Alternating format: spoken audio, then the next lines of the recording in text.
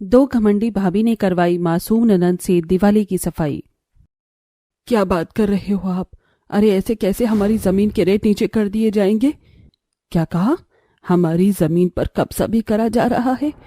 ऐसा नहीं हो सकता। अरे भाई साहब, आपके होते हुए भी ये सब हो रहा है? आप वहाँ क्या कर रहे हो? अरे बहन, मैं तो सही बता रहा हूँ। कुछ लोग बाहर से आए हैं और तुम्हारी जमीन पर कब्जा करके बैठे हैं। ऊपर से मैंने वहां से भगाने की कोशिश की तो उन्होंने मुझे ही मारना पीटना शुरू कर दिया। अरे भाई साहब, ऐसा नहीं होना चाहिए।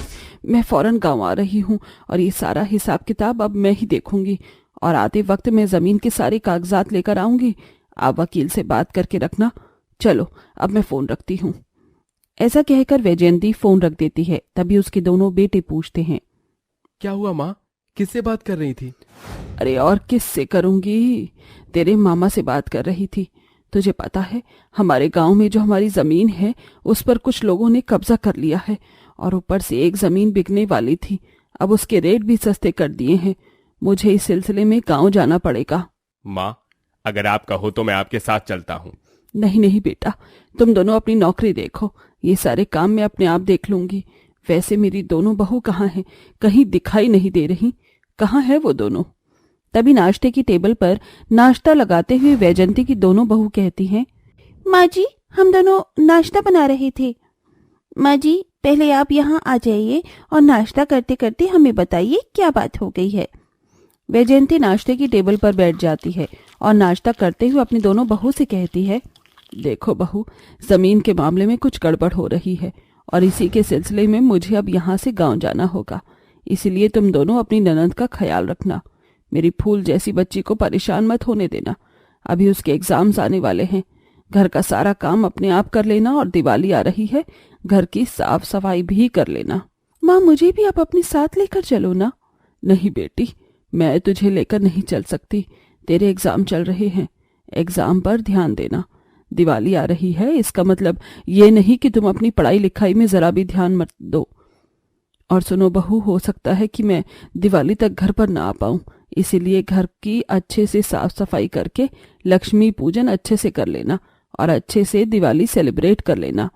जाने से पहले वैजयंती अपनी दोनों बहू को कुछ पैसे दे जाती है घर के खर्चे के लिए और दिवाली का त्योहार बनाने के लिए, जिसके बाद वैजयंती गांव के लिए निकल जाती है। वहीं अपनी सास के जाने के बाद दोनों बहू को पूरी आजादी मिल जाती है। अरे पता है तुम्हें, जब से मेरी शादी हुई है तब से पहली दफा माँ जी हम सभी को छोड़कर गांव अकेली गई हैं। अब तो हमारे ऊपर माँ जी बोलने के लिए है ही नहीं। हम अपनी मर्जी से कुछ भी कर सकते हैं। सही कहा तुमने। फिलहाल तो मेरा आराम करने का मन कर रहा है। माँ जी तो जा चुकी हैं, चलो थोड़ी देर आराम ही कर लेते हैं। और वैसे तुम्हें पता है, हमारा फेवरेट सीरियल कुमकुम भाग्य आने वाला है। चलो थोड़ी देर टीवी देख लेते हैं। घर के सारे काम छोड़कर दोनों बहू कुमकुम भाग्य का सीरियल देखने लगती हैं। तभी वहां आराध्या आती है और अपनी दोनों भाभियों से कहती है, भाभी जी, मुझे बहुत जोरों से भूख लगी है, कुछ खाने को दे दीजिए। तुम्हारी मधारी को गए हुए अभी एक दिन भी नहीं हुआ है और तुम हमें परेशान करना शुरू कर चुकी हो। खुद नहीं ले सकती हो क्या अपने लिए खाना? देखो, हमें परेशान करने की कोई जरूरत नहीं है। जाओ, चली जाओ यहाँ से, हम यहाँ टीवी देख रहे हैं। अपनी माँ के जाने के बाद पहले दिन पर ही अपनी भाभियों का ऐसा बर्ताव देखकर बेचारी आराध्या को बहुत अजीब लगता है, लेकिन वो किसी से कुछ नहीं कहती और चुपचाप रसोई में जाकर अपने लिए खाना परोस लेती है और खाना खाने के बाद वो पढ़ाई करने लग जाती है। पहले और दूसरे दिन तो जैसे तैसे गुजर जाता है, लेकिन तीसरे दिन पर संजना और रूपाली एक दूसरे से बातें करते हुए कहती हैं, अरे यार, दिवाली आने के सिर्फ 4 दिन बचे हैं और मुझे तो अभी शॉपिंग भी करनी है। घर की साफ सफाई कैसे होगी?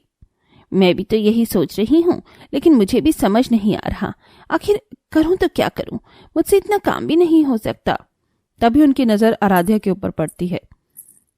हमारी मासूम ननंद को देखकर मैं जो सोच रही हूँ, क्या तुम भी वही सोच रही हो? हाँ बिल्कुल, मैं भी वही सोच रही हूँ।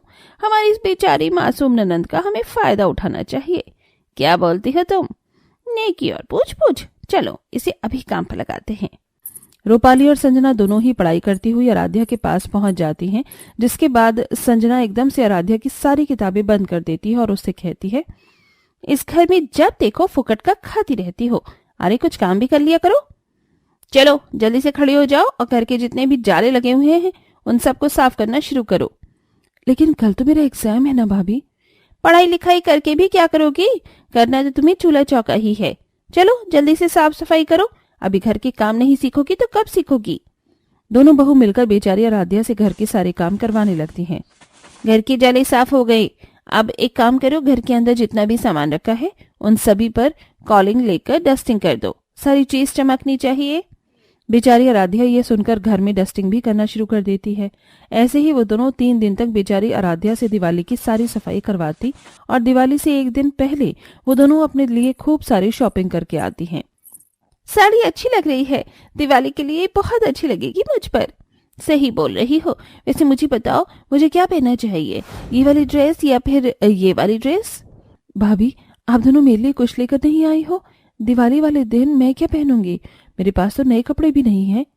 अरे जा जा, क्या करेगी नए कपड़े पहनकर? जो तेरे पुराने कपड़े रखे हैं उन्हें ही पहन लेना, हमारे पास अब कोई पैसे नहीं बचे हैं। ऐसा कहकर वो उसे धुतकार देती हैं। बेचारी आराध्या अपने कमरे में जाकर फूट फूट कर रोने लगती है। माँ के होते हुए ऐसा कभी नहीं हुआ। माँ कहाँ चली गई हो आप? मुझे आपकी बहुत याद आ रही है।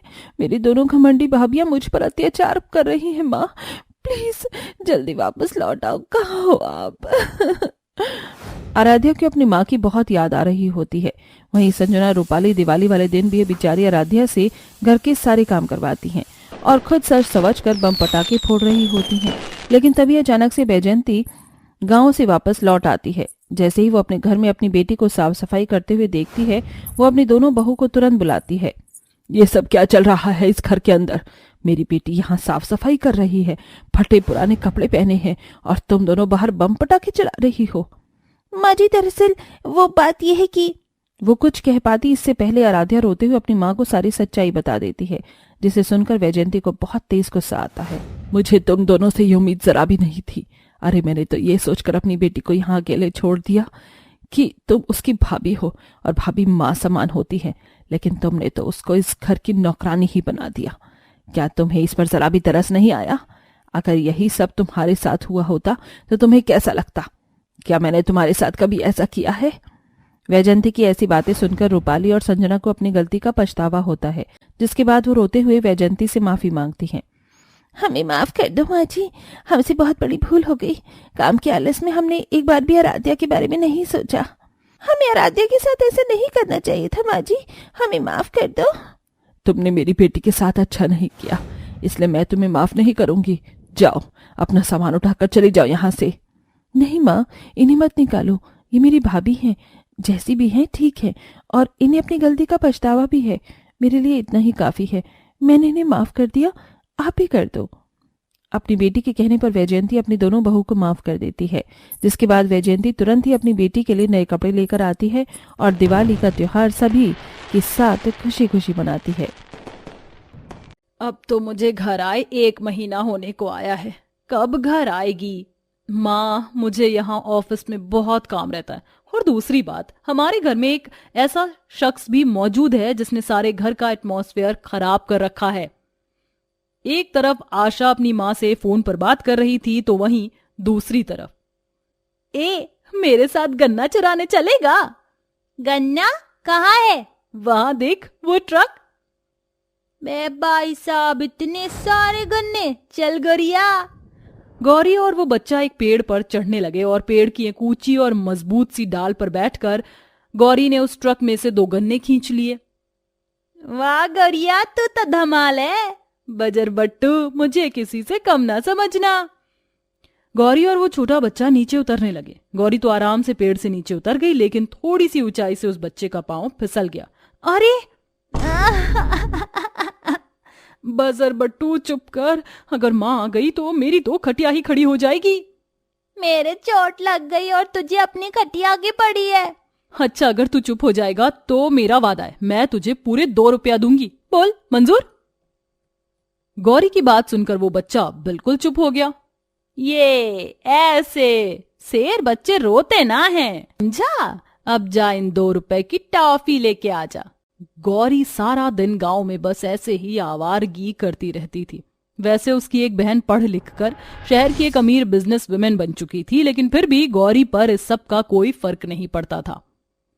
इसी तरह से समय बीत रहा था और आज कुछ दिनों के लिए अपने परिवार के साथ वक्त बिताने आशा शहर से घर लौट रही थी। देख गौरी बेटा, तेरी बड़ी बहन आज यहाँ आ रही है, तो प्लीज तू उसके सामने ऐसे आवारा और गंवारों वाली हरकतें मत करना। अम्मा, दीदी यहाँ हमारे साथ वक्त बिताने आती है तो उसके सामने भी तो हम ऐसा ही रहना चाहिए ना जैसे हम हैं। ये क्या बात हुई कि तुम बदल जाओ? तेरी इसी बात से मैं परेशान हूं। बेटा, मैं तेरी बात समझ रही हूं, लेकिन प्लीज तू भी मेरी बात को समझ। ऐसा बोलकर संगीता घर की तैयारियों में ही लग जाती है। गौरी दिल की बुरी नहीं थी, इसलिए वो सोच में पड़ गई कि भला उसे अपनी ही दीदी के सामने बदलने की क्या जरूरत है। ऐसे ही सोचते सोचते गौरी भी घर के कामों में ही लग गई और कुछ देर बाद आशा अपने घर आ गई। वेलकम। संगीता ने दरवाजे पर ही अपनी बड़ी बेटी को गले से लगा लिया। अपनी बहन से गले लगने गौरी भी आई। दीदी तू आ। हाँ, आ गई। दिख नहीं रहा है क्या? दिखाई तो दे रहा है। तेरा वेलकम है। जब बोलना नहीं आता तो कोशिश भी मत करो। Mom, hurry, give me some food, I am super hungry. ये क्या बक दिया? गवारों की ये बात कभी समझ नहीं आएगी। गौरी अपनी बहन की बात सुनकर निराश हो गई। वो खुद अपनी बहन के घर आने से बहुत खुश थी, लेकिन आशा को देखकर ऐसा नहीं लग रहा था कि वो अपनी बहन को मिलना भी चाहती थी। गौरी ये सब कुछ समझ गई और निराश सी घर से बाहर आ गई। दीदी की अकड़ हमका हमेशा ही दुखी कर देती है। गौरी ऐसे ही सोचती हुई एक खेत में आ खड़ी हुई। वहीं खेत में कुछ बच्चियां खेल रही थीं। हमका भी खिलाओगी? सोचने दो। हमारी बहन की तरियो तुम भी हमें दुखी मत कर देना। जितने ज्यादा लोग हो खेलने में उतना ही मजा आता है, आ जाओ। गौरी उन बच्चियों के साथ ही मिलकर खेलने लगी। सबसे पहले उन्होंने अपने दुपट्टों में गांठ लगाकर पेड़ पर झूला डाला और उस पर सभी बारी बारी से झूलने लगे। उसके बाद वो सभी गांव के बच्चों वाले खेल जैसे लंगड़ी, टांग वगैरह खेलने लगी। इन खेलों को खेलते हुए गौरी के कपड़े पूरी तरह से गंदे हो चुके थे और ऐसी ही हालत में गौरी अपने घर पहुंची। ये क्या हाल बना रखा है? कुश्ती लड़कर आई हो क्या? बस कीजिए दीदी, इतनी अलसाइए नहीं, ये सिर्फ मिट्टी है। इतनी इज्जत तुम कब से मुझे देने लगी? जब से पता चला कि आप सिर्फ नाम की अपनी हो। ओह गवार, मुझसे ऐसी बातें मत कर जिससे मेरा दिमाग फिर जाए, समझी? तुझ गवार और मुझ जैसी मॉडर्न और होनहार लड़की का तेरी जैसी लड़की से कोई मेल नहीं है। बस इसीलिए मैं तुझसे दूर रहती हूं। आशा की बात सुनकर गौरी बस चुपचाप अपने कमरे में चली गई। संगीता दोनों बहनों की बात को सुन रही थी, लेकिन वो बेचारी मजबूर थी कि वो किसका साथ दे। 2-4 दिन आशा अपने घर पर रहकर वापस शहर जाने लगी। बेटा, जल्दी ही दोबारा आना। अगर मन किया तो। ऐसे बोलकर एटीट्यूड दिखाती हुई आशा वापस शहर लौट गई। जाते वक्त उसने अपनी बहन से मिलना भी जरूरी नहीं समझा। आशा ऐसी ही थी। वो अपनी माँ और बहन को हमेशा अपने हुनर का घमंड दिखाती रहती थी और बेचारी गौरी गंवार होने की वजह से उसके सामने बस चुप लगा जाती थी। ऐसे ही सिलसिला जारी था कि एक दिन अचानक ही संगीता की तबीयत बहुत ज्यादा खराब हो गई। अम्मा, अम्मा। संगीता को दौरे पड़ने की बीमारी थी। वैसे उसका इलाज चलता रहता था, लेकिन कुछ दिनों से दवाई में लापरवाही की वजह से संगीता की तबीयत वापस से बिगड़ गई। अम्मा तू बैठ। संगीता को दौरा पड़ रहा था और गौरी अकेले ही उसे संभाल रही थी। वो कभी उसके हाथ पांव मसलती तो कभी उसे हाथ के पंखे से हवा करती। कुछ देर बाद संगीता शांत हो गई। अम्मा, तुझे क्या जरूरत थी जो तूने अपनी दवा छोड़ी? तू जानती है तेरी गुड़िया कितनी डर गई थी। संगीता ने अपनी बेटी को गले से लगा लिया। बिल्कुल उसी समय उन दोनों के पास आशा की कॉल आई। हेलो। हो गॉड, सुबह सुबह तुम गवार की ही आवाज मुझे सुननी थी। दीदी, अम्मा बात नहीं कर पाएंगी, उनकी तबीयत सही नहीं है, तुम अम्मा से बात करो ना। क्या? उनकी तबीयत फिर से खराब हो गई? हो गॉड, अपनी इस बीमार माँ का मैं क्या करूं? मुझे उनसे कोई भी बात नहीं करनी है, तू ही संभाल इन्हें। गौरी ने फोन को स्पीकर पर किया हुआ था। संगीता ने भी आशा की सारी बातें सुन ली। लगभग 1 हफ्ते बाद आशा घर लौटी, लेकिन उसका घर में आज किसी ने भी स्वागत नहीं किया। मम्मी, आप कैसी हो? मैंने सुना कि आपकी तबीयत खराब हो गई थी, बस इसलिए मैं आपके पास खींची चली आई।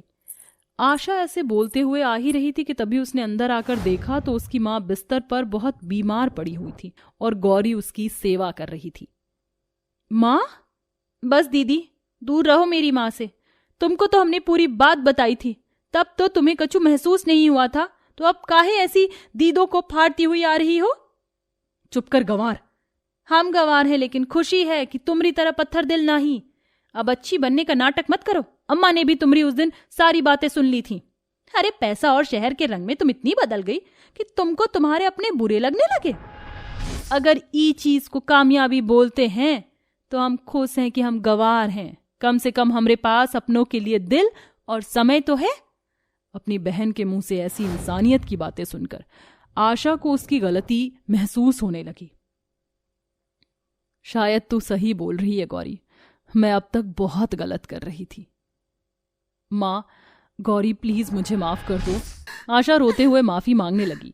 संगीता की हालत कुछ बोलने वाली नहीं थी, इसलिए उसने माफी के रूप में आशा के सर पर अपना हाथ रख दिया। अपने ऐसे बर्ताव के बाद भी अपनी माँ और बहन की नम्रता देख आशा और भी जोर जोर से रोने लगी। दीदी, अपनों के साथ दिल से समय बिताया जाता है, क्लास देखकर नहीं। आशा ने अपनी बहन की बात पर भी गर्दन हिलाई और उसे भी गले से लगा लिया। आज तूने मुझे जिंदगी का मकसद सिखा दिया। उस दिन के बाद से फिर कभी आशा ने अपनी बहन से भेदभाव नहीं किया और सभी खुशी खुशी रहने लगे।